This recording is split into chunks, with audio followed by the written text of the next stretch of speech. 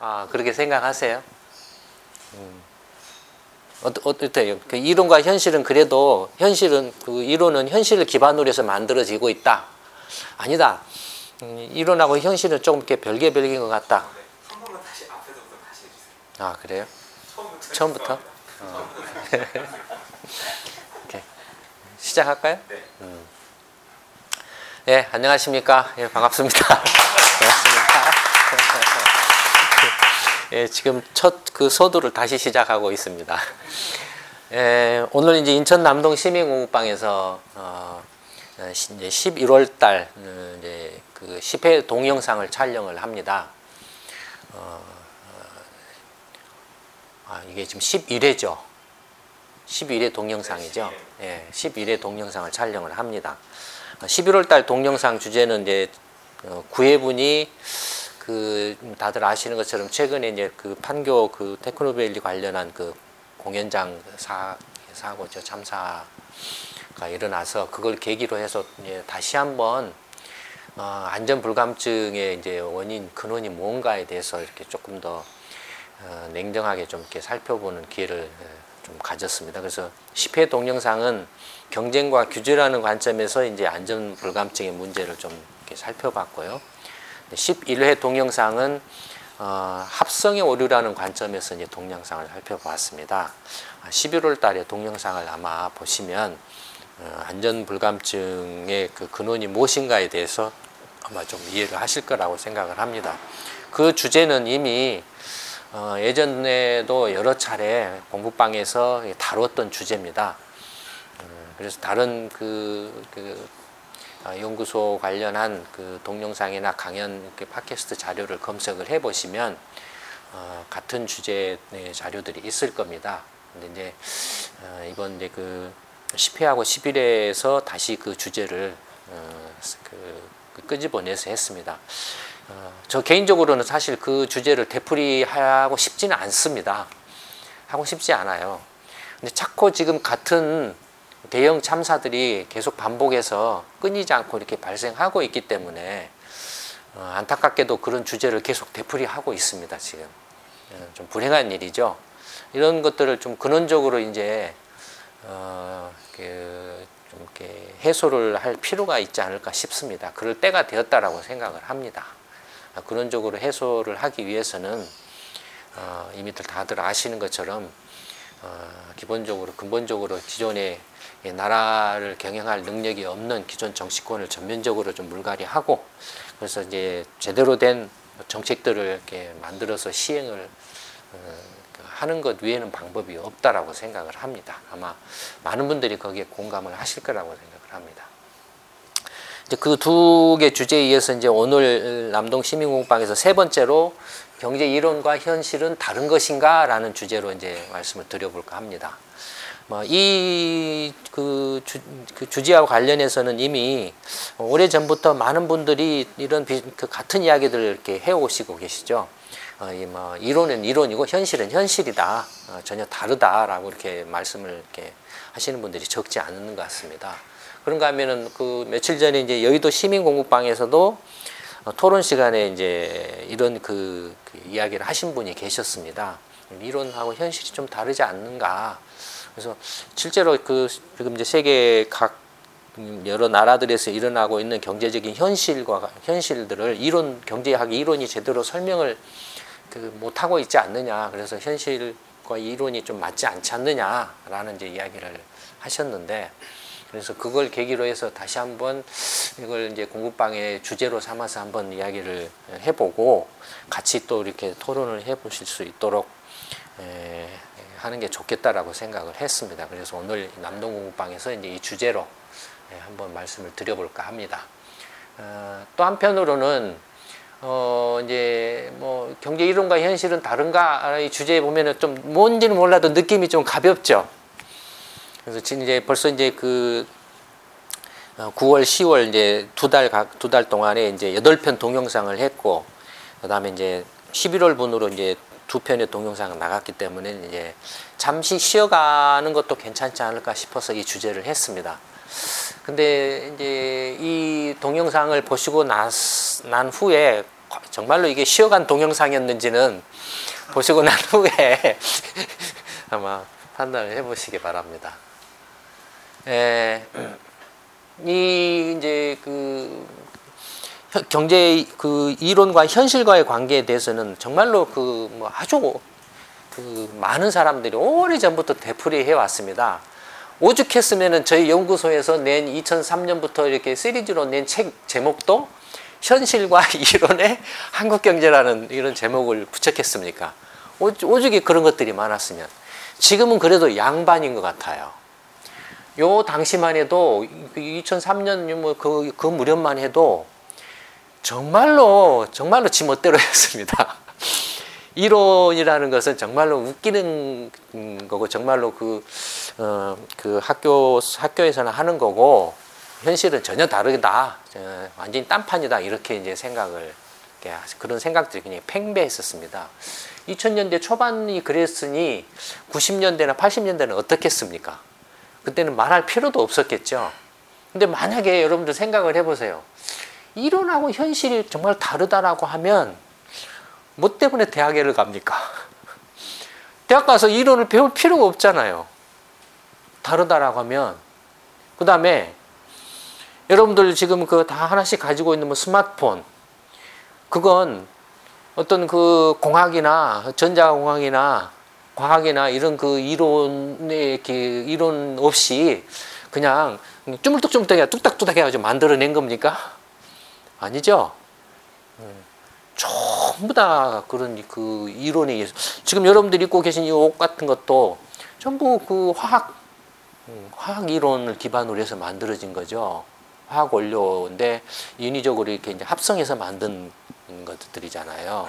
이런 것들이 다 이론에 의해서 만들어진 겁니다. 뭐 노트북도 그렇고 텔레비전도 그렇고 이런 빔 프로젝트 같은 경우도 지금 다 물리학적인 그 이론을 기반으로 해서 또는 과학적인 이론을 기반으로 해서 만들어진 거죠. 그러니까 뭐 사실 우리가 살고 있는 지금 모든 것들이 다 이론에 기반해서 사실은 이렇게 만들어진 것들이라고 할 수 있죠.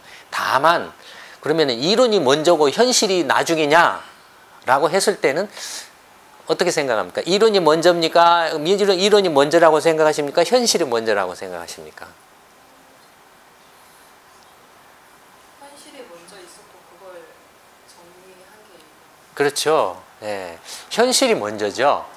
현실이 먼저고 현실을 이렇게 쳐다보면서 관찰하면서 또는 그 현실에서 일어나는 그 여러 가지 현상들을 이렇게 원리를 갖다 규명을 이렇게 하는 과정에서 이론이라는 게 만들어진 거죠. 그러니까 현실이 먼저 있고 그 현실을 설명하기 위해서 이제 이론들이 있는 거죠.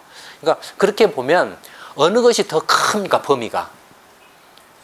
현실이 훨씬 크죠. 현실은 뭐 이렇게 이만하다가 이론들은 다 이렇게 각 분야별로 이렇게 있죠. 분야별로.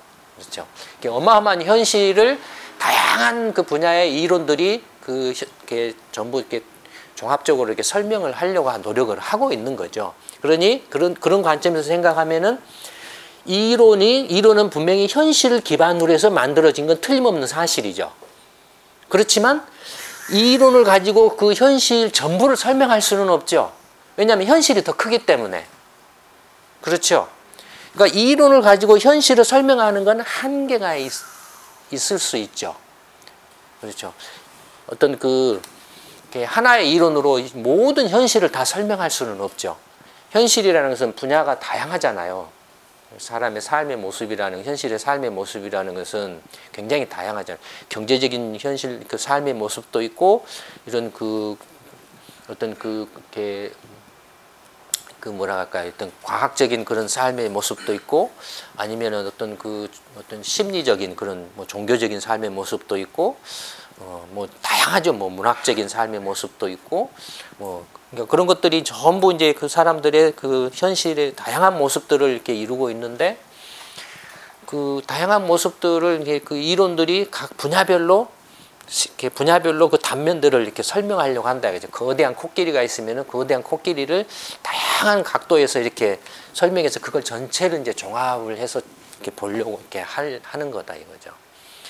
근데 그 한 이론 하나하나는 그 사람들의 현실적인 삶의 한 단면들을 이렇게 설명하는 거죠. 경제학 이론하면은 경제적인 삶의 한 단면을 설명하는 거죠. 경제학 이론으로 이런 광학 이론이라든지 물리학 이론을 설명할 수는 없잖아요. 물리학적인 현상, 물리적인 현상을 설명할 수는 없잖아요. 경제학 이론으로 이런 그 옷들이 이렇게 화학 그 원료를 그 바탕으로 해서 어떻게 만들어진가를 설명할 수는 없잖아요. 그렇죠? 그러니까 그런 거다라는 겁니다. 그래서 이제 그 제목도 현실이 먼저다. 그래서 현실과 이론의 한국 경제 이렇게 붙인 겁니다. 그냥 붙인 건 아니었죠. 벌써 2003년에 그 책 제목이 이렇게 나온 거예요. 2003년에.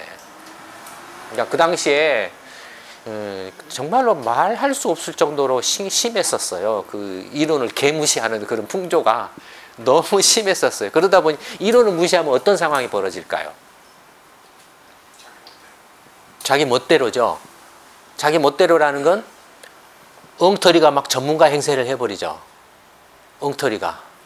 난장판이었어요. 그래서 지금도 마찬가지지만 지금도 마찬가지죠. 왜냐면은 이론은 정말로 그 체계적인 학문적인 방법론이나 어떤 그 학문의 축적 이렇게 그 습득을 통해서 얻어지는 것이기 때문에 굉장히 그 이론을 습득한다라는 건 힘든 과정이에요. 어려운 과정이고 그걸 제대로 습득할 수 있는 사람이 많지가 않아요. 많지가 않아요. 그러니까 그런 그 어려운 과정을 제대로 이렇게 거친 사람이 굉장히 드물죠.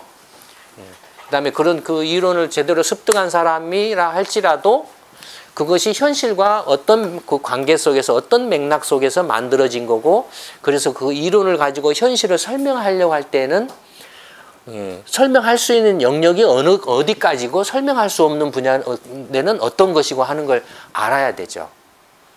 그냥 또 이론만 이렇게 습득을 했다라고 해서 그걸로서 현실을 다 설명할 수 있다라는 그런 것은 또 이렇게 별개의 이야기죠. 하여튼 그렇습니다. 그다음에 여러분들 지금 보고 계시는 경제 시편 같은 경우도 지금 거의 모든 것들이 다 실제 현실에서 일어나는 경제적인 그 현상들을 경제학적 이론의 틀에 입각해서 다 이렇게 설명하고 있죠. 그럼 좀 더 이제 그 구체적으로 이제 한번 그 현실과 이론의 관계에 대해서 한번 이제 살펴보도록 하겠습니다. 그래서 이제 이론이 현실을 어떻게 이제 이게 설명하는가 관련해서 이제 그러면은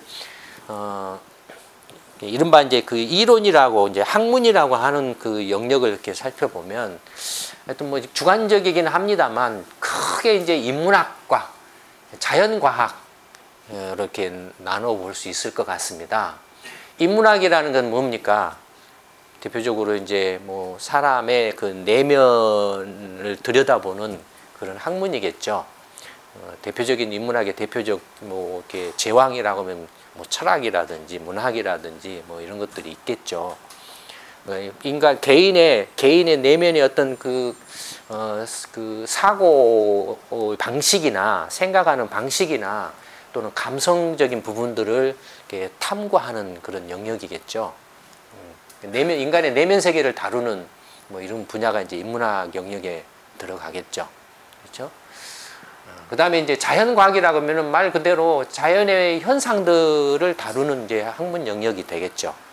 그래서 자연 현상들을 다루는데 어떻게 다루느냐 하면은 자연과학은 기본적으로 관찰과 실험을 통해서 다루죠. 인문학은 어떻습니까? 앉아서 이제 예.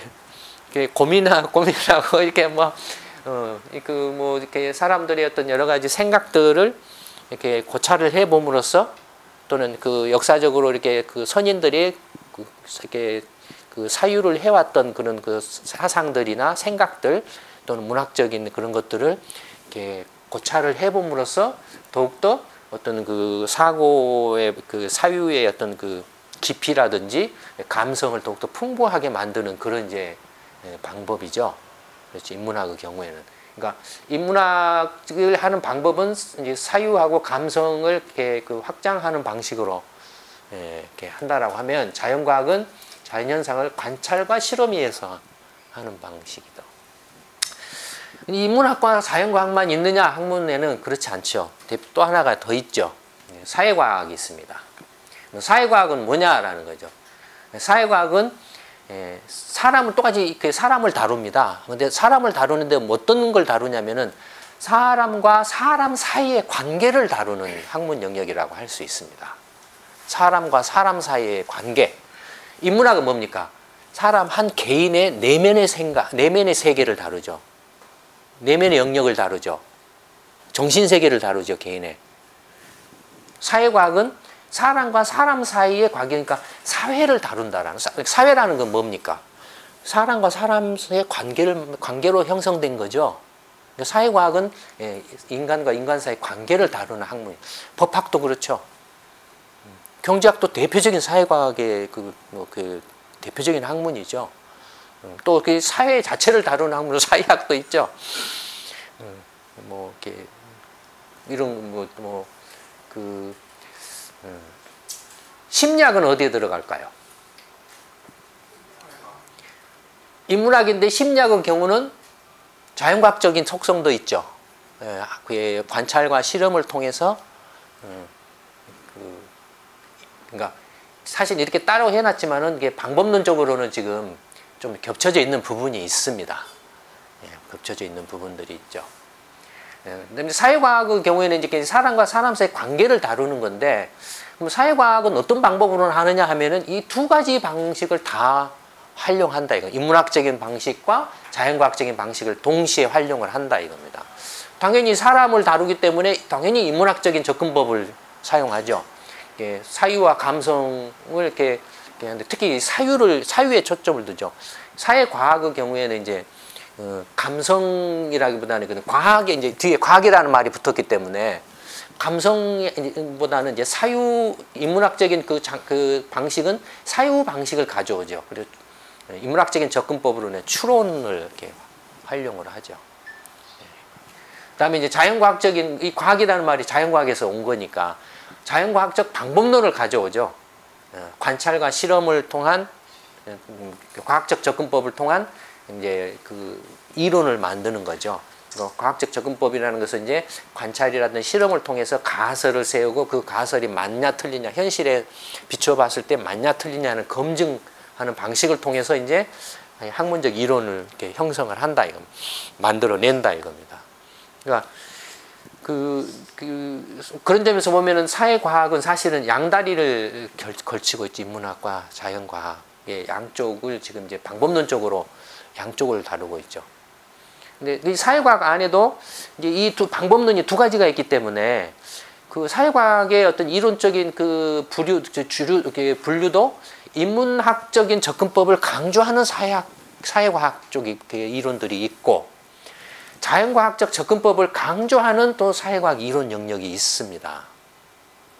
강조하는 게. 되게 이제 인문학적 접근법을 강조하는 것은 되게 이제 뭐라 할까요? 하나 이제 주장에 가깝죠. 어떤 설에 가깝죠. 설. 검증하기 힘든 그런 것들이지만 어떤 설에 가깝죠. 예를 들어서 이제 뭐 어떤 게 있을까요? 역사학은 어떨까요? 원래는 역사학은 좀 인문학적 영역이지만 이제 역사학의 경우에는 어떻습니까? 원래 역사학은 그냥 과거의 역사적인 그 자료들을 이렇게 이제 그 기록물들을 보고서 그걸 추론을 한 거죠. 그 어떤 시대적인 특징들을 이렇게 추론을 해낸 거죠.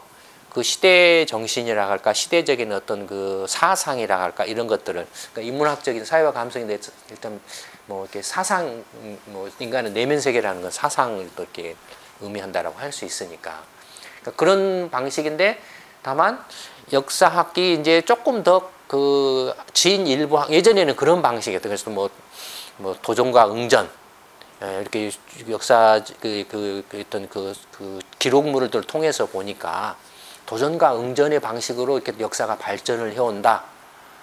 이렇게 토인비가 뭐 그런 말을 했다든지 뭐 이런 것들이 있잖아요. 근데 그건 확인할 방법이 없잖아요. 그러니까 설이죠, 설이죠.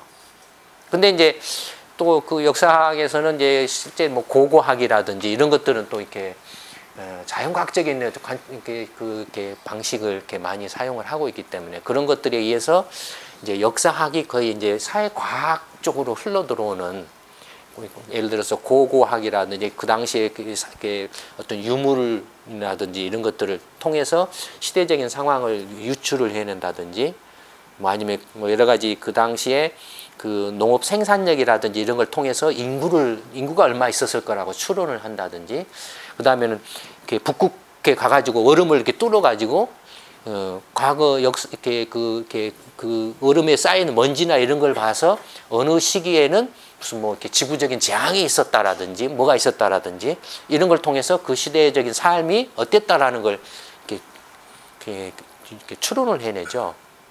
그러니까 그런 것들이 과학적인 어떤 접근법을 통해서 이렇게 하고 있죠. 그러니까 역사학도 이제 사회과학 영역으로 이렇게 들어왔다라고 이렇게 해도 지금은 이렇게 무슨 이제 역사학적인 논쟁이 생기면은 뭐 하죠? 탄소 연대 추정으로 가죠. 뭐 되게 그런 식으로 가죠. 아니면 이제 이제 예전에는 이제 사료를 이렇게 보고서, 사료가 있는 경우에 이제 사료를 보고서 이야기를 하는데 그 사료 자체도 그 시대적인 상황이나 이런 것들을 제대로 이렇게 담았는지 담지 못했는지 알 도리가 없다 이거예요.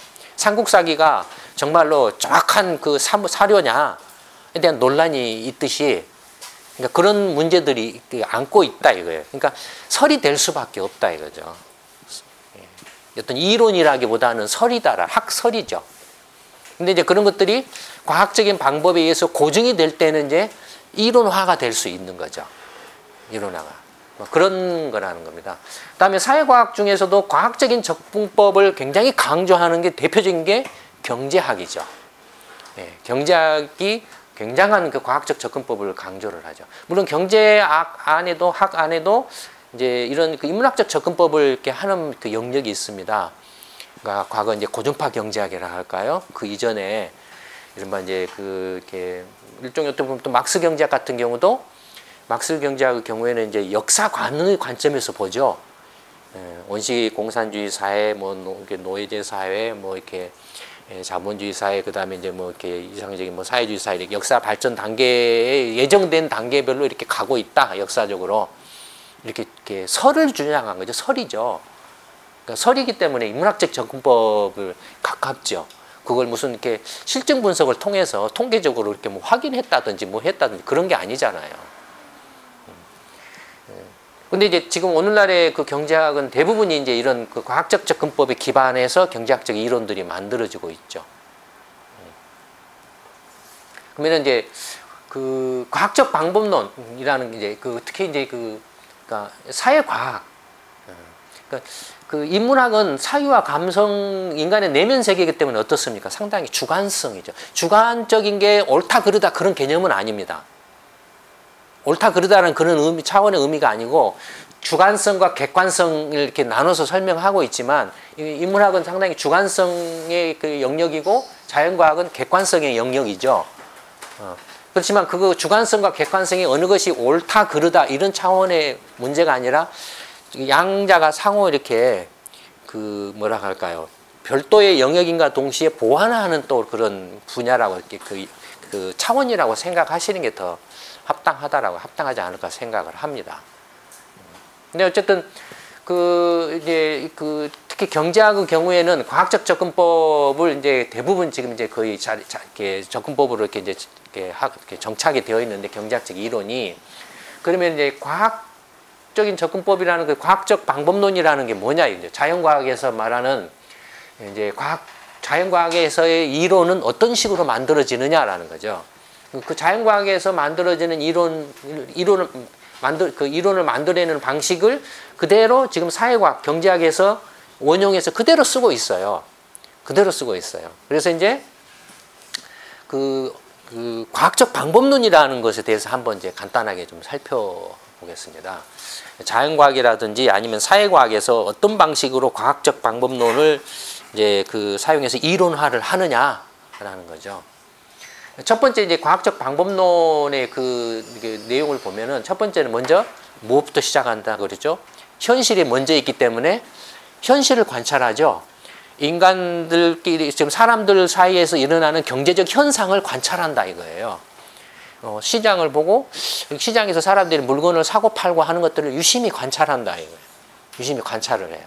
그래서 어떤 사람은 왜 그 물건을 팔려고 하고 어떤 사람은 왜 물건을 사려고 하느냐 보고, 그 다음에 서로 물건을 팔고 사려고 하는데 그 어떤 조건 하에서 이렇게 서로 합의를 봐가지고 물건을 사고 팔고 하느냐, 어떤 조건 하에서 그 서로 물건을 사고 팔고 하는 가격이 딱 일치가 돼가지고 거래가 일어나느냐, 이런 걸 유심히 관찰을 한다 이거예요.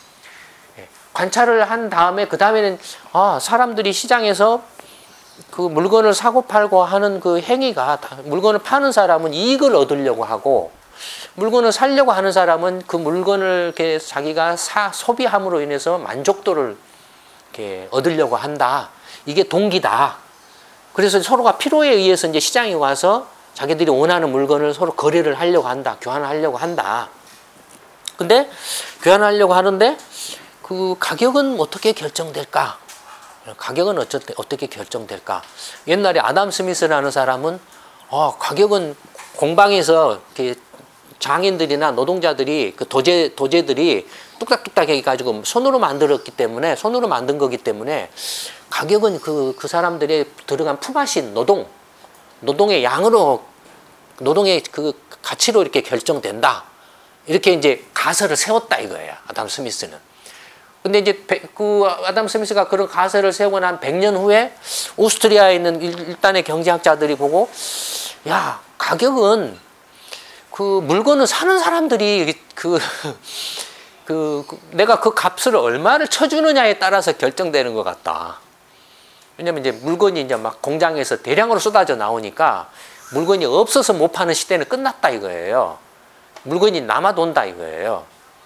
그런 경우에는 물건을 사려고 하는 사람이 얼마에 사주려고 하느냐에 따라서 그 가격이 처지는 것 같다. 그렇게 가설을 세운다 이거예요. 그래서 물건의 가격은 물건을 사려고 하는 사람들의 만족도가 가격을 결정한다.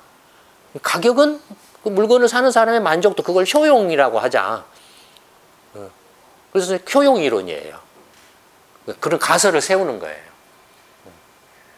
그다음에 이제 이 가설을 그러니까 설을 세워요. 이게 아직 이론 단계는, 이론까지는 안 가죠. 가설을 세워요. 또 이 가설의 특징은 뭐냐면 이제 인과관계를 이제 설명하려고 하는 거죠. 원인과 결과를 이렇게 서로 연결짓는 논리적인 관계를 설명하려고 하는 거죠. 방금 말씀드린 것처럼 시장에서 가격이 결정되는 것은 어떤 그것에 의해서 그렇게 가격이 결정되느냐 하는 그 논리적인 그 관계를 설명하려고 한다 이거예요. 그 다음에 이제 이런 설을 세우면은, 그러니까 설이에요. 학설이에요. 설을 세우고 나면은 그 설이 이제 정말로 설을 가지고 현실을 다시 들여다봐요. 그 설을 가지고 이제는 현실을 설명하려고 해요. 처음에는 어떻게 했죠? 현실을 관찰해서 출발을 했죠. 현실을 관찰해가지고 관찰한 현실에서 이런 원인에 의해서 이런 결과가 나오는 거 아닌가라고 하나의 설을 만들어요. 설을 만들어가지고 만든 설을 가지고 이제는 반대로 현실을 다시 설명하려고 해요. 현실을, 그 설을 가지고 한번 설명을 해봐요. 설명을 해봤는데 설명이 잘 안 돼요. 현실이 이 가설 가지고는 설명이 잘 안 돼요. 잘 안 되면 어떻습니까? 이 가설이 잘못된 가설이죠. 현실을 제대로 설명하지 못하는 가설이죠. 만약에 이 가설을 세운 가설을 가지고 현실을 설명하려고 했더니 100번 중에 한 80번이 맞았어요. 그럼 어떤가요? 괜찮은 가설이죠. 근데 다른 가설을 세워서 이렇게 현실을 설명하려고 했더니 100번 중에 이게 20번밖에 안 맞았어요. 80번이나 틀려요. 그럼 이건 그 설득력이 없죠. 설명력이 없죠. 이건 기각이죠. 버리는 거죠. 100번 중에 80번 정도 맞추면은 적중률이 굉장히 좋죠. 그러니까 그런 경우에는 이제 이런 이렇게 가설을 이렇게 현실을 이렇게 설명하는데 그 방식이, 현실을 이렇게 설명하는 그 방식이 이제 통계적인 방식을 통해서 이제 한다. 검증을. 그러니까 그걸 이제 가설을 가지고 현실을 설명하는 걸 이제 검증이라고 한다. 근데 그 검증하는 방식이 주로 통계학적인 방법론을 많이 쓴다 이거예요. 대부분의 경우에. 예. 그래서 통계적 검증이라고 이렇게 하죠. 그래서 통계적 검증을 통해서 이렇게 100번 중에 80번을 설명하면은 이 가설이 이제 그 상황, 그 당시에 그 시기에 그 상황의 현실을 설명하는 이론이 되는 거예요. 이제 이론으로 이제 승격을 하는 거예요. 이게 이제 과학적 방법론의 4단계를 거쳐서 이론이 만들어지는 과정을 이렇게 설명한 겁니다. 이게 과학적 방법론입니다. 이게. 예를 들어서 이제 실제로 그 빛을 관찰한다. 빛을 이렇게 관찰한다. 그래서 빛이 이게 파동인 것 같다. 뭐 아니고 또 빛이 입자인 것 같다. 뭐 그렇게 이제 가설들을 세우죠. 그걸 이제 실험을 통해서 이렇게 확인을 한다든지 이렇게 하죠. 그 확인을 통해서 뭐 이렇게 그게 이제 그 설명이 되면은 이론, 과학적 이론으로 정립을 하는 거죠. 그러니까 이 하나의 그 현실의 관찰에서 가설, 통계적 검증에서 이론의 정립까지가 이제 하나의 그 틀인데, 과학적 방법론의 틀인데, 방금 제가 전에 말씀드렸던 것처럼 이렇게 만들어진 이론이 설명할 수 있는 영역, 그 범위가 시간적으로 그 당시 상황, 그와 그 시간적으로 그 이 가설 관찰했던 시기와 그 이론이 만들어졌던 그 시기, 그 다음에 그 당시의 상황, 2가지 조건이 붙어 있다 이겁니다. 이론이 설명할 수 있는 현실은 시간대하고 상황이라는 2가지 조건이 붙어 있다 이겁니다. 만약에 시간대가 이제 시간이 흘러갈 거 아니에요. 시간이 이렇게 흘러가면은 그 상황이 어떻습니까? 변하겠죠. 변하죠, 상황이. 상황이 변하면 어떻게 되겠습니까? 이게 안 맞을 수가 있겠죠. 그러니까 그 시대, 그 시기와 그 상황에서 성립된 이론은 그 시기와 그 상황의 현실을 설명을 하는데 상당히 그 적중률이 높게 설명을 하지만 시간이 흘러가지고 상황이 바뀌어버리면은 이제는 어떻습니까? 안 맞겠죠, 이 이론이. 현실을, 바뀐 상황, 현실을 설명하려고 해도 이제 적중률이 80번 맞췄던 것이 60번, 50번, 40번, 30번 툭툭툭툭 떨어지겠죠, 적중률이. 그러면 어떻게 됩니까? 이 이론에 대해서 불신이 생기겠죠. 이게 이론이 안 맞네? 이렇게 되겠죠. 그러면 이제 왜 안 맞지? 라고 다시 이제 고민을 하겠죠. 뭐가 안 맞았어? 뭐 때문에 안 맞았을까 하고 다시 현실을 들여다본다. 다시 새로운 현실을 관찰하기 시작한다. 이거. 새로운 현실을 관찰해서 지금 이 이론이 만들어졌을 때 현실은 이러이러한 현실이었는데 지금의 현실이 다르네. 안 맞네. 이런 이제 새로운 어떤 그 상황이 발생했다 이거. 이거 이제 과학적인 설명으로 이제 비이상적인 상황, 비정상적인 상황이랄까, 그러니까 그 어노멀리, 그러니까 이렇게 우리말로 해석하면 뭐죠? 비정상적인 뭐 그런 그 현상들이 이제 막 생겨난다 이거예요. 그러니까 이 과거의 기존의 이론적인 틀에서는 설명이 안 되는 어노말리들이 막 생겨난다. 비정상적인 경우들이 막 생겨난다 이거예요. 그러면 그 비정상적인 경우들이 처음에는 1개, 2개 생겼다가 점점 이렇게 늘어나죠. 5개, 10개, 뭐 50개, 100개 막 늘어난다 이거예요. 늘어나면 이제는 이 기존의 이론으로서는 이 비정상적인 상황이 너무 이제 일반화되어 버리기 때문에 이제 무용지물이 된다 이겁니다. 그러면 이 비정상적인 이제 현실을 설명하는 새로운 가설을 찾는다. 인과관계를 따지는 가설을 세운다. 새로운 가설을 세우고 그 가설을 역시 이제 현실 검증을 통해서 그 가설을 통해서 다시 그 이제 바뀐 상황을 다시 한번 설명을 하려고 한다. 그래서 설명을 했더니 100번 중에 50번 정도 맞췄다. 이거 애매하네. 이걸 이론이라고 해야 돼 말아야 돼 고민스럽다 이거예요. 근데 강원은 워낙 고수들이 많아가지고 새로운 강자가 딱 나타나가지고 내가 현실을 이렇게 관찰을 잘 열심히 들여다봤더니 이런 인과관계가 이런 것 같아 하고 새로운 가설을 또 딱 제시를 한다 이거예요. 새로운 가설을 제시를 해서 그러면 사람들이 욱 달려들어 가지고 정말 그 가설이 현실을 설명할 수 있을까 해가지고 가져다가 막 이제 그 현실을 설명하려고 막 이제 분석을 해본다 이거예요. 실험을 해본다 이거. 했더니 이게 새로운 가설이 100번 중에 한 85번을 맞추더라 이거예요. 와 노벨상 이렇게 한다 이거예요. 그리고 노벨상 맞는 거예요. 노벨상 한다 이거예요. 그래서 이제 새로운 이론이 생긴다라는 거죠. 어떻습니까? 방법론은 똑같죠. 이게나 똑같은데 뭐가 달라졌을 뿐입니까? 시대와 상황이 달라졌죠. 시대와 상황이. 그러니까 이게 이제 기존의 것이라면 이게 새로운 이제 이론의 출현이죠. 새로운 이론의 출현이죠. 근데 또 시간이 지나면은 이것이 이쪽으로 가죠. 이쪽으로 가서 또 안 맞게 되죠. 안 맞게 돼서 다시 이런 또 상황이 되풀이되죠. 이렇게 빙빙 도는 거죠. 빙빙 도는 거죠. 그러니까 이론이라는 것은 절대 불변이 아니다라는 겁니다. 여기서 말씀드리는 건. 이론이라는 것은 현실을 기반으로 해서 생긴 거고 현실보다는 폭이 월등히 좁은 세계고 그 좁은 이론의 이론이라는 틀을 안경을 통해서 넓은 현실을 설명하기 때문에 다 설명할 수가 없어요. 다만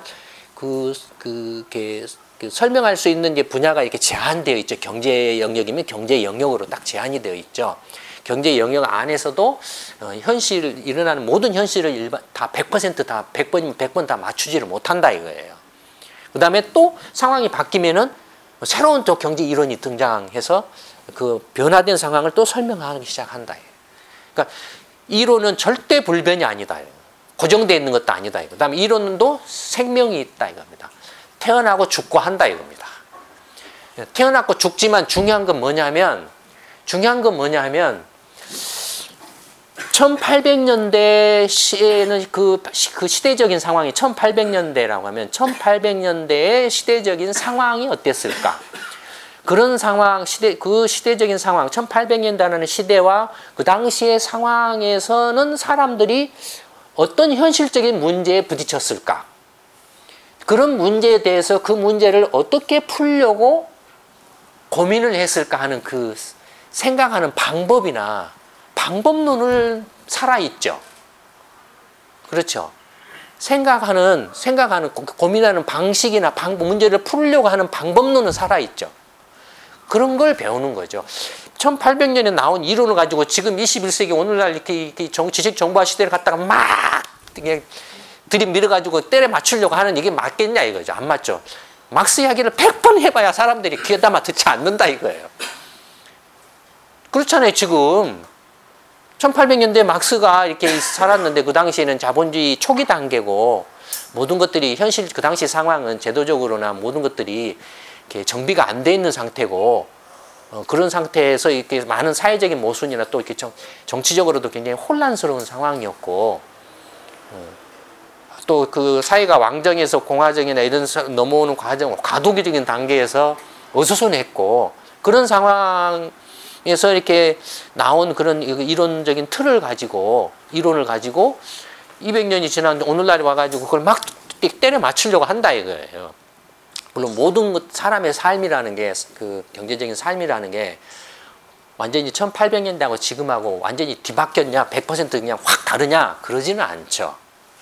그 당시도 역시 사람들의 경제적인 행위는 돈을 많이 벌려고 하는 거였죠. 지금도 돈을 많이 벌려고 하는 거죠. 그런 건 다 똑같다 이거예요.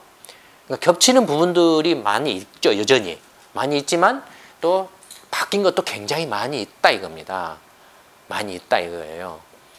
그러니까 우리가 예를 들어서 막스 경제학에 대해서 지금 어떤 그 경제학의 어떤 이론적인 관점에서 바라다 볼 때는 그것이 지금 오늘날의 현실의 경제적인 현실을 갖다 설명해주는 그 어떤 살아있는 이론으로서 보는 게 아니고 그 막스가 그 당시 시대적인 상황에서 어떤 그 사람들의 어떤 그 더불어서 살려고 그거 치열하게 고민했던 그 모습들 그런 것들을 이렇게 우리가 그런 것으로부터 이제 배운다라는 거죠. 그런 걸 배운다라는 거죠. 그래서 오늘날에 우리가 상황이 바뀌었지만 여전히 모두가 같이 더불어서 좀 잘 살자, 함께 잘 살자라는 그런 생각을 가지고 새로운 이론을 만들어야 한다라는 그런 것들을 이제 시사를 얻는 거죠. 근데 한국의 경우에는 어떻습니까? 정말 그 문제 너무 심각해요. 그 다음에 한쪽만 이야기하면 불공평하다고 이야기하실지 모르니까 반대편의 경우에는 수단과 방법을 가리지 않고 돈을 버는 것이 현실이지 라고 이렇게 주장을 한다. 그런 사람들한테는 이론이 아예 성립하지 않죠.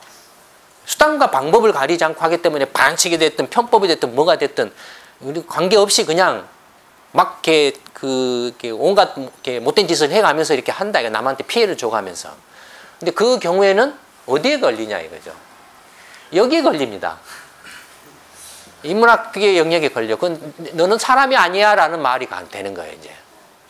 너는 사람이 아니고 사람이 아니기 때문에 이 사회과학 영역에 와서 너는 그래서 감옥에 가야 돼. 이렇게 되는 겁니다. 법이라는 게, 법학이라는 게 그렇게 만들어진 거예요. 사람이 아닌 자들을, 아닌 놈들을 감옥에 보내는 거예요, 과학적으로. 논리적으로. 한국은 지금 감옥에 갈 사람들이 넘쳐나죠, 지금. 한국 지금 사회가 지금 이 엉망진창이 된 게 지금 감옥에 보내야 될 사람을 감옥에 안 보내고 있다라는 게 지금 근원적인 문제죠. 뭐 박근혜 씨는 새누리당에는 모든 그 대통령 부정선거에서도 시작해가지고 지금 얘들이 이렇게 막 떼거리로 죽고 사람들이 떼거리로 죽고 뭐 이렇게 하는데도 감옥에 갈 사람들 감옥에 안 간다 이거예요. 사람들이 어떻게 하냐면 사람이 아니다라고 본다 이거예요. 수단과 방법을 가리지 않고 남을 죽이든지 뭐 해치든지 관계없이 내 기득권, 내 권력을 위해서라면 모든 것을 무슨 짓이든 한다 이거예요. 그건 뭡니까? 사회를 형성하지 못합니다. 사회가 형성이 안 돼요. 그럼 그 사회과학이 성립할 수가 없어요. 그런 세상에서는. 동물의 세계죠. 짐승의 세계죠. 그러니까 감옥에 가는 거예요. 감옥에 보내야 되는 거예요. 민주주의라는 게 감옥하고 이렇게 절대적으로 공존하는 겁니다. 그렇게 생각 안 되십니까? 예. 그래서 이런 과학적인 방법론과 이론과 현실 관계가 그냥 여러분들이 너무 이렇게 무심코 또는 너무 간단하게 생각하시는 그런 게 아니라는 거예요. 이런 거 이론과 현실이라는 두 단어 사이에도 이 어마어마한 그 이야기들이 담겨 있죠. 생각들이 담겨 있고 관계가 이렇게 형성돼 있고. 이미 말씀을 드렸지만 이론적인 패러다임이 이제 변한다 이거예요. 어떻게 변하냐면 이제 이게 시간축이에요. 시간축이고 그다음에 이건 이제 현실에서 벌어지는 현실적인 상황이에요. 그러면 이제 이런 시간 이 시대에서는 이런 상황 1이라는 상황이 이제 이렇게 벌어진 거예요. 이제 일어난 거예요. 전개되고 있는 거죠. 상황 1이라는 것이 전개되고 있는데 이 시대에는 뭐 1800년대는 상황 1이 이제 전개되고 있죠. 이 시대, 이 상황에 맞는 앞에서 했던 가설이 나고 그 가설을 통해서 이제 현실을 설명해가지고 현실을 설명이 잘 돼서 이게 이제 이론으로서 이렇게 정착을 한다, 이 시기에. 근데 이제 점점 상황이 이제 상황 1에서 상황 2로 넘어간다, 이거. 시간이 흘러서. 시대가 바뀐다. 1900년대로 들어온다, 이거. 예를 들자면. 상황이 이렇게 바뀌어간다. 상황이 바뀌는 길목에서는 이제 기존의 이론이 안 맞는다, 이거예요.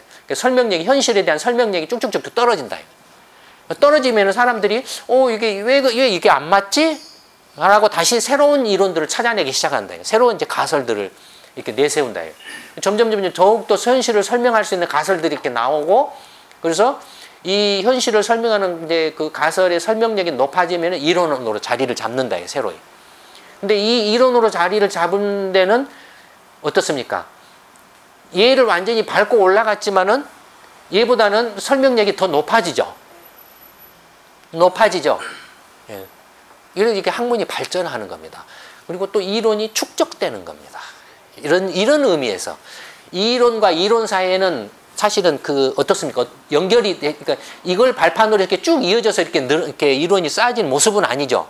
이렇게 와가지고 끊어져 버리죠. 단절되죠. 이렇게 해가지고 단절돼 버리죠.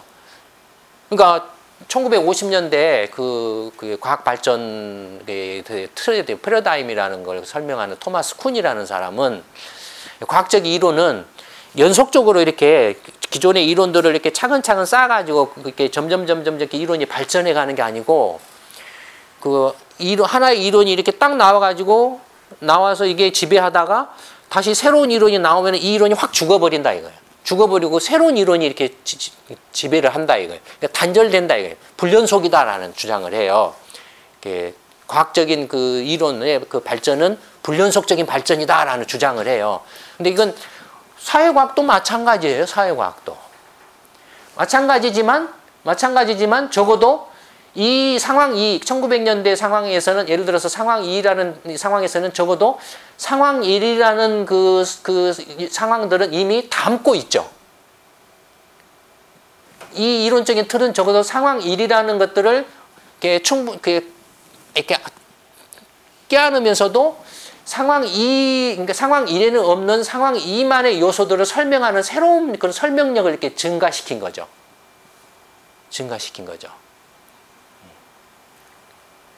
그 다음에 역시 이제 뭐 예를 들어 2000년대로 들어왔다. 그러면은 새로운 또 이제 그 가설이 나오고 이론이 만들어지니까 그러니까 이런 것들이 이제 하나의 이제 그 시대적인 상황에 맞는 이론적인 틀이 있다. 이런 걸 통틀어서 상황과 이론을 합쳐서 패러다임이라고 부릅니다. 이 시대의 패러다임, 이 시대의 과학적 패러다임, 이 시대의 경제학적 패러다임, 그러니까 경제학적 사고나 경제학적 이론과 현실 간의 관계를 연결시켜서 하는 걸 패러다임이라고 합니다. 이 시대의 패러다임. 그러니까 패러다임이 바뀌면 어떻습니까? 근본적으로 다 틀이 바뀌는 거죠. 상황도 바뀌고 이론적인 틀도 바뀌는 거죠. 그러면 한국의 경우에 이건 근데 정치 현실의 경우, 정치도 사회과학, 정치학도 이제 사회과학 영역이죠. 예전에는 사실 인문학에 가까웠죠. 근데 완전히 그냥 사회과학 영역으로 와버렸죠. 지금은 정치학 전공하는 사람들 경제학 이론 못하면 정치학 못합니다. 게임 이론 모르면은 정치학 못합니다. 게임 이론 수학이거든요. 수학 못하면 정치학을 못해요. 그러니까 옛날에 정치학 했던 사람들은 다 꽝이라고 보시면 됩니다. 믿지 마세요. 그 사람들 말 믿지 마세요. 좀 심한 표현이긴 하지만 그럴 정도로 변해버렸다 이거예요. 패러다임이 바뀌었다 이거예요. 역시 마찬가지로 이 시대에 살았던 사람들이 이 시대적인 그 패러다임 속의 사고방식과 경험적인 틀, 이론이라는 것이 이제 아까 현실과 함께 있기 때문에 경험을 이렇게 그 일반화시킨 게 이론이잖아요. 현실 경험을 일반화시킨 게 이론이니까. 이 시대적인 어떤 그 사고 방식이라든지 틀 속에 있는 사람이 새로이 변화된 새로운 시대의 어떤 그 패러다임을 이끌어갈 수 있겠습니까? 이끌어갈 수 없겠습니까? 어떻습니까? 이끌어갈 수 없죠. 지금 한국 사회, 한국 정치, 한국이라는 나라의 문제가 뭡니까? 바로 그겁니다. 과거 30년 전, 40년 전, 50년 전 그 지금 60대 이상, 50대 이상, 뭐 70대, 80대 이런 사람들은 이 시대 사람들이에요. 이 시대 패러다임에 갇혀 있는 사람들이에요. 이 시대 패러다임을 가지고 변화된 세상에 패러다임이 바뀌었는데도 불구하고 이걸 이 틀 속으로, 이 틀을 가지고 와서 지금 바뀐 세상을 하려고 하니 얘들이 그냥 뻥뻥뻥 나잡아 죽어주고 사람이 이렇게 나잡아 죽어주고 군대 보내면 가서 총 맞아 죽고 미친놈들이 이렇게 휴전선에 가가지고 뭐 삐라 뛰려 그럼 전쟁 나면 어떻게 할 거냐 이거죠. 그 몇 놈들이 내 자식을 내일모레 군대 보내 미치겠어요 나 정말로. 총알바지기 하를 시킬 거냐 이거예요. 대한민국에 5천만 명 국민이 생각이 없어서 그 짓을 안 하고 있는 줄 아냐 이거죠. 그렇습니까 여러분들? 그거 아니잖아요. 그걸 집권당이든 대통령이든 뭐든 뭐 이렇게 엉터리든 이런 사람들이 알게 모르게 민다 이거예요. 그렇게 긴장을 조성하면 그런 긴장을 조성하면 자기들 권력을 유지한다 이거죠. 그 틀이 그런 방식이 언제였습니까? 박정희 때 아니었죠. 전두환이나 노태우 그런 때 아니었어요. 지금이 어느 세상인데 지금이 그런 짓을 하냐 이거예요. 그러니까 개판이 될 수밖에 없잖아요. 지금 얘들 대학 나와도 취직을 못하는 게 뭐 때문에 그렇습니까? 그런 사람들이 그냥 다 틀어막고 있으니까 꽉꽉꽉 다 틀어막고 있으니까 얘들이 앞으로 뚫고 나가려고도 뚫고 나갈 수가 없어요. 일자리가 칠 수가 없어요. 그런 낡은 틀 가지고 무슨 엉터리 막 이렇게 강바닥을 파헤치는가 하면은 무슨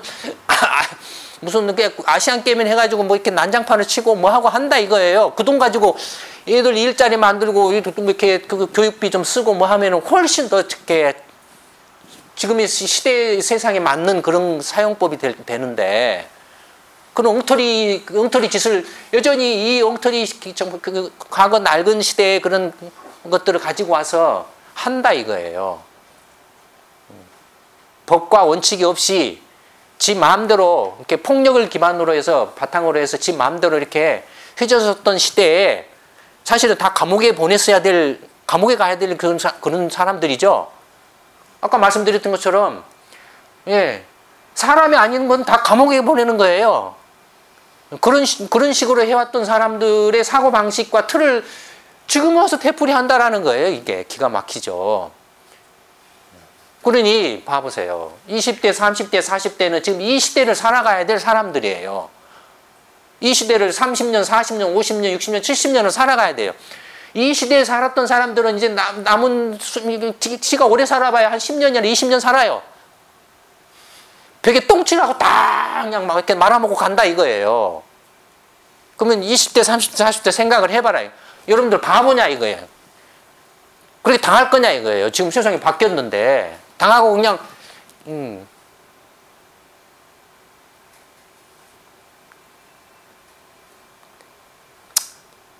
어쨌든 여러분들이 이런 것들도 이런 걸 보시면 20대, 30대, 40대가 나서면은 금방 틀을 바꿀 수 있어요. 이미 이렇게 상황이 바뀌었고 세상이 바뀌었기 때문에 이 사람들이 지금 뭐 이렇게 권력을 갖고 뭐 이렇게 폭력이나 이렇게 뭐 억압을 한다 뭐 해서 뭐 이렇게 이게 안 바뀐다 이렇게 할 것 같 뭐 이렇게 하지만 천만의 말씀입니다. 웃기는 소리예요. 20대, 30대, 40대가 이 시민공방 이순신 프로젝트하고 시민공방에 이렇게 한번 와보세요. 어느 순간 그래서 전국의 시민공방이 뭐 한 300개, 500개 만들어지면 그걸로 게임 끝나면 다 뒤집어집니다. 다 뒤집어져요. 굳이 뭐 가서 머리띠 둘러매고 으쌰으쌰 할 필요 없어요. 그건 이 시절의 이야기예요. 지금은 완전히 지식 정보화돼 있어요. 배우지 않으면 모르면 먹고 살 수가 없어요. 지금은. 그래서 지금 본능적으로 알도 모르는 무의식적으로 다 애들 대학을 보내려고 한 거예요. 그래서 세상이 그렇게 변하고 바뀌었다라는 걸 본능적으로 느꼈기 때문에 내가 그걸 의식적으로 알도 모르든 관계없이 바뀌고 변했다라는 걸 느끼고 있기 때문에 또 대학 보내서 이렇게 어떻게 해서든지 배워야만 먹고 산다라고 해서 이렇게 한 거예요. 지금 20대, 30대, 40대가 가만히 앉아 있으면은 죽는다 이거예요. 지금 이미 죽어 넘어지고 있잖아요, 지금. 선택을 이제 해야 되는 이제 상황이다. 그냥 가만히 앉아서 죽을 건지 아니면은 공방에 와서 또는 이순신 프로젝트에 참여해서 열심히 이렇게 같이 공부해서 이제 새로운 세상을 이렇게 자기들이 살고 싶은 새로운 세상을 새로운 틀을 가지고 새로운 어떤 그 세상을 헤쳐나가는 이론을 이렇게 배우고 공부를 해가지고 같이 더불어서 새로운 패러다임을 가지고서 이렇게 새로운 패러다임이라는 게 뭡니까? 이제 한국도 이제 같이 좀 잘 먹고 잘 살아보자. 이거 왜 그렇게 같이 잘 사는 게 그렇게 힘든 일이냐 이거예요. 그게 그렇게 힘든 일이냐 이거예요. 얼마든지 할 수 있다 이거예요. 저 대통령 한번 시켜보세요. 제가 10년 안에 그렇게 만들 자신이 있습니다. 얼마든지 가능해요. 근데 이제 이제 아까 이제 이론을 만드는데 가설을 이렇게 이제 그 통계적 검증을 통해서 이론화를 한다라고 그랬잖아요. 근데 그 통계적 검증 방식이 사실은 좀 이렇게 이제 그 굉장히 좀 학문적인 의미나 여러 가지 면에서 이제 그 중요해요. 통계적 검증이. 통계적 검증에 이제 기준이 있습니다. 그러니까 이 이제 가설을 가지고 현실을 설명하는데 예를 들어서 아까 이제 100번 중에 50번을 설명하고 50번은 못 맞췄어요. 아, 그러면 이걸 이론으로 쳐줘야 되느냐 말아야 되느냐 애매하죠. 예를 들어서 100번 중에 60번은 맞추고 40번은 틀렸어요. 그럼 여러분들은 생각할 때 이 경우는 이론으로 쳐줄 수 있습니까? 쳐줄 수 있을 것 같습니까? 아니면 아직은 부족할 것 같습니까? 그것도 주관적인 판단이죠. 객관성이 없죠. 이론은 논리적이고 근거가 명확해야 돼요. 과학적인 방법론이기 때문에. 이걸 이론으로 쳐줄 것인가 말 것인가의 기준을 정하는 방식이 이제 통계학에서 이제 만들어진 거예요. 그게 이제 뭐냐면 제1종의 오류하고 제2종의 오류라는 개념입니다. 이 가설을 이론으로 승격시켜 줄 것인가 말 것인가를 이렇게 평가하는데 판단하는데 그 기준이 제1종의 오류하고 제2종의 오류라는 겁니다. 제1종의 오류는 뭐냐면 사실이 아닌 것을 사실로 이렇게 간주를 해버리는 거예요. 예컨대 그다음에 제2종의 오류는 그 반대죠. 이제 사실인 것을 사실이 아닌 것으로 간주를 하는 거예요. 그럼 여러분들이 생각할 때 어느 것이 더 치명적인 오류라고 생각하십니까? 일종의 오류는 사실이 아닌 것을 사실이라고 해요. 그러니까 알기 쉽게 말하면은 대통령이 아닌 것을 대통령으로 간주한다. 제2종의 오류는 대통령인 것을 대통령이 아닌 것으로 간주한다. 어느 게 더 위험합니까? 1번이죠. 대통령이 아닌 것을 대통령이라고 친다. 이거 얼마나 위험합니까? 얼마나 치명적입니까? 그렇죠? 2번은, 2종의 오류는 대통령인 것을 대통령이 아니라고 한다. 이건 아깝죠. 아깝죠. 그러나 그거를 대통령이었던 것을 대통령이 아니라고 한다라고 해서 세상이 막 뒤집어지고 망하는 건 아니잖아요. 아깝죠. 아까운 건 아깝긴 한데, 그러나 대통령이 아닌 것을 대통령이라고 간주한다라는 건 이건 말할 수 없는 타격이죠. 그렇죠? 이게 제1종의 오류입니다. 사실이 아닌 걸 사실인 걸로. 그 다음에 제2종의 오류는 사실인 걸 사실이 아닌 걸로. 또는 뭐가 있을까요? 환자를 진단을 했어요. 아니면 이제 신약을 제약사가 신약을 만들어냈어요. 이게 항암 효과가 뛰어나다. 약효가 뛰어나다. 근데 이제 그 약효가 정말로 이렇게 있는지 없는지를 이제 그 실험을 해야 되잖아요. 그럼 임상 실험을 해요. 그 해당 암 환자한테 그 신약을 투여를 해요. 투여를 했는데 이게 100명한테 투여를 했는데 100명 중에 이게 55명의 효과가 있고 45명의 효과가 없어요. 그러면 이게 효과가 있다라고 봐야 되느냐, 없다라고 봐야 되느냐 애매해요. 그랬을 때의 판단의 기준이 이제 이런 것들입니다. 그러니까 예를 들어서 이제 그 신약의 경우에는 약효가 없는데 약효가 있다라고 간주하면 어떻습니까? 신약이 약효가 없는 신약인데 그 신약에 약효가 없는데 마치 약효가 있는 것처럼 하면 정말로 절박한 그 환자한테 그 약효가 있는 걸로 착각해가지고 그 주면은 어떻게 되겠습니까? 죽어버리죠. 치명적이죠. 약효가 없는 걸 약효가 있다라고 하는 것만큼 치명적인 거 없죠. 그런 오류를 범하는 것이 굉장히 위험하다 이거예요. 그 다음에 또 범인이 아닌데 범인으로 간주해버려요. 그러면 어떻게 됩니까? 이 사람은 생으로 감옥에 가죠. 생으로 뭐 이렇게 몇 년 동안 감옥살이를 해버리죠. 반대로 신약에 약효가 있는데 약효가 없다라고 하는 것은 아깝죠. 약효가 있는데 약효가 없다라고 안 써버리면 환자가 그 약 투여를 못 받죠. 못 받는데 아깝죠. 어쨌든 그 좋은 효능이 있는 약효인데도 불구하고 아까웠지만은 그러나 돌팔이 약으로 사람을 그냥 떼죽음 이 약효가 있는 것처럼 해오면은 몇십 명, 몇백 명을 죽여버릴 거 아니에요. 그 엉터리 약을 먹어가지고 약효가 있는데 없다라고 하는 것은 안 쓸 것 아니에요. 그러면은 어떻습니까? 다른 약을 찾으려고 하겠죠. 근데 이 약효가 없는 걸 약효가 있는 걸로 투입하면은 그것만 쳐다보고 있을 거 아니에요. 전부 다 떼죽음을 해버리죠. 그렇죠? 그런 거예요. 굳이 할 거라고 이렇게 뭐죠? 뭐 괜히 또 이렇게 쓸데없는 이야기 하지 맙시다. 넘어갑시다. 뭘 말하려고 한지는 아셨죠? 예, 이런 거예요. 그 얘가 이제 실제로는 이제 범인인 경우하고 범인이 아닌 경우 두 가지가 있겠죠. 근데 이제 경찰이 이제 사람을 잡았어요. 잡았는데 잡아가지고 이제 수사를 했는데 수사 결과 경찰이 너는 범인이야, 너는 범인이 아니야, 이 두 가지 결과가 나오겠죠. 근데 경찰이 잡은 사람이 실제로 정말로 범인인지 아닌지는 알 수가 없죠. 근데 경찰이 이제 잡아가지고 수사를 해서 이 사람을 범인이라고 딱 했는데 진짜 이 사람이 실제로도 범인이었어요. 그럼 여기에 해당하죠. 이건 진실이죠. 양성이죠. 예. 그 다음에 실제는 이 사람이 범인이 아니에요. 근데 경찰이 딱 수사해가 범인이라고 해버렸어요. 이 사람 감옥 가죠. 이게 일종의 오류죠. 예. 이걸 이제 통계학에서는 또 표현을 알파 오류라고도 합니다.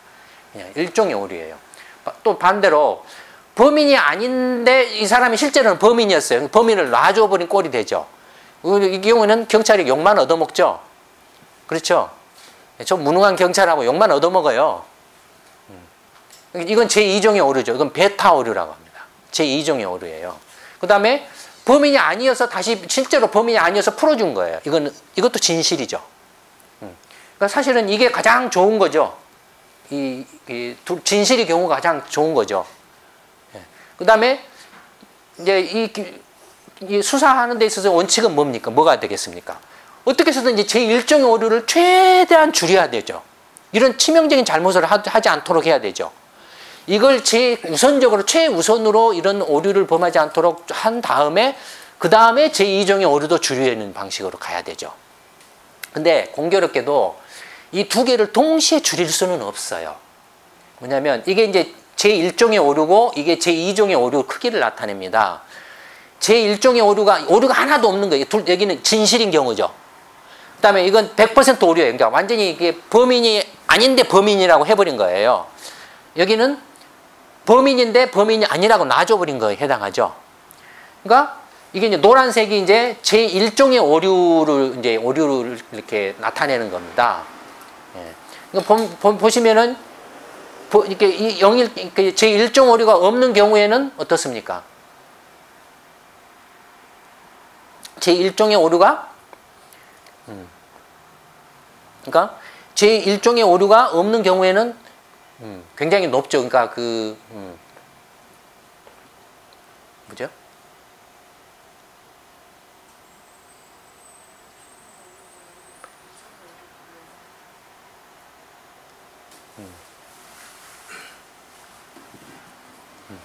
하여튼 이게 맞습니다. 이게 맞는데 제1종의 오류가 이 경우에는 이제 뭐랄까요? 없는 경우예요. 그러니까 그러니까 여기 0이니까 0인데 그 다음에 오류가 조금씩 이렇게 늘어나는 모습이에요. 지금 축이 이렇게 이렇게 누워져 있다라고 이렇게 일종의 오류가 이게 점점 이게 100이니까 이렇게 지금 이 축이에요. 일종의 오류는. 그러니까 이렇게 오면은 0인데 이제 5, 10, 15, 20, 25, 30, 50, 70, 80, 100 이렇게 온다 이거예요. 오류가 커지는 거죠. 잘못을 범할 확률이. 그러니까 일종의 오류를 이렇게 최대한 줄이려면은 0이 있는 경우가 가장 이상적이죠. 근데 0인 경우에는 어떻습니까? 제2종의 오류가 100%예요. 이렇게요. 모든 2종의 오류가 100%가 발생해요. 반면에 1종의 오류가 한 5% 정도, 5% 정도에는 2종의 오류가 한 이 정도 조금 줄어든다 이거예요. 그러니까 우선적으로는 제1종의 오류를 최대한 줄이는 선에서 결정을 하고 난 다음에 그 다음에 이 제2종의 오류를 줄이는 그 방법을 선택한다. 그러니까 두 개를 동시에 줄일 수 있는 방법은 없어요. 완전하게 줄일 수 있는 방법은. 그래서 어느 선을 잡아야 돼요. 그어야 돼요. 제1종의 오류를 기준으로 해서 이 정도 이렇게 100번 중에서 60번을 이렇게 맞췄다라고 하면은 그 정도면은 제1종의 오류로 계산해 봤을 때 그건 이론으로 쳐줘도 괜찮다 라고 이렇게 이제 결론이 나면 통계적으로 이렇게 분석을 했을 때 결론이 나면 그게 이론으로 가는 거예요. 100번 중에 60번 정도 맞추면은 그건 괜찮은 이론이다. 일정의 오류를 통계학적으로 최소화하는 그런 기준을 충족하고 있다라는 거예요. 그런 식으로 이제 이론이 그러니까 그냥 이론이 그냥 만들어지는 게 아니고 이런 그 수리 통계학적인 그 기반을 바탕으로 해서 만들어지고 있어요. 인정되는 거예요. 그래서 어떻습니까, 여러분? 수학을 못하면 어느 학문이든지 특히 수학을 못하면은 자연과학은 말할 것도 없고 사회과학은 사회과학 할 수 없습니다. 수학하고 통계학을 못하면 할 수 없어요.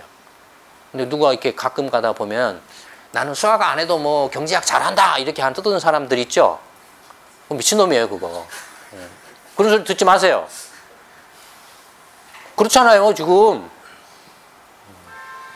그건 오직 수학 안 하는 범위는 인문학적이죠. 인간의 내면 세계를 들여다보는 거니까 그냥 썰 푸는 거죠.